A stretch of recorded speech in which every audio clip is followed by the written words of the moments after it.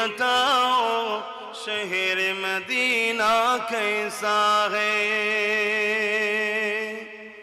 आने वालों ये तो बताओ शहर मदीना कैसा है।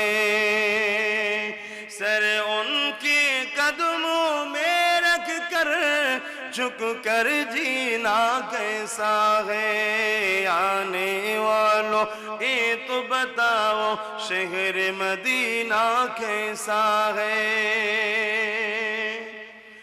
गुंबद खजरा के साए में बैठ के तुम तो आए हो।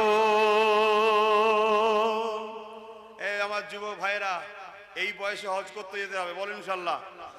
আমি দোয়া করব আল্লাহ যেন তোমাদেরকে টাকা দেয়, হালাল টাকা দেয়, দিলে হজ করবে তো, বলেন ইনশাআল্লাহ। হাত তুলে দেখাও কার কার নিয়ত আছে। আমার তো বারবার যাবার নিয়ত আছে, আমি তাই ডবল হাত তুলছি। আল্লাহ কবুল করেন। আহা কি জায়গা, একবার যাও যুবক, একবার, তোমাকে আর দুনিয়া ভালো লাগবে না, তোমাকে আর দুনিয়া ভালো লাগবে না। তোমার সামনে দুনিয়ার ধন দৌলত ঢেলে দিল, আর দুনিয়ার রূপে গুণে ভরা নারীকেও এনে হাজির করে দিল। হালাল ছাড়া তুমি হারামের দিকে তাকাবে না। হ্যাঁ, বিবাহ করা হালাল, ওটা আলাদা জিনিস। আর যদি হালাল ইনকাম দেয় নজরানা গিফট হিসেবে, ওটাও হালাল জিনিস, কিন্তু হারামের দিকে তোমার নজর আর উঠবে না। একবার যদি তুমি ওই কি বলে আমার রাসূল পাক সাল্লাল্লাহু আলাইহি ওয়াসাল্লামের যেখানে রওজা মুবারক আছে, ওখান থেকে মেম্বার রিয়াজুল জান্নাত, যেখানে সবুজ কার্পেট আছে, ওখানে যদি একবার ঢোকা নসিবে হয় আর দূরে কাজ যদি নামাজ পড়তে পারো, তুমি জানবে জান্নাতে ঢুকে গেছো। জোরে বলুন সুবহানাল্লাহ।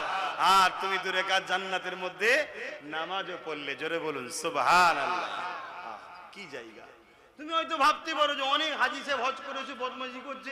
অনেকে হজ করতে গিয়ে মদিনা শরীফে যাই না, এটা শুনে রেখে দাও। তুমি এ ফক্করদের ঘরে তুমি জানো আল্লাহ আমাকে আল্লাহ নিয়ে গেছে, আলহামদুলিল্লাহ। এই গোলামকে, আল্লাহর দাস আমার রাসূলের গোলামকে আল্লাহ তার ঘরও দেখিয়েছে, নবীর দ্বারও দেখিয়েছে। আহ কি জায়গা।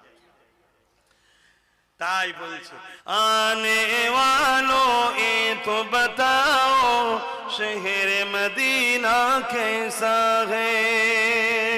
सर उनके कदमों में रख कर झुक कर जीना कैसा है। आने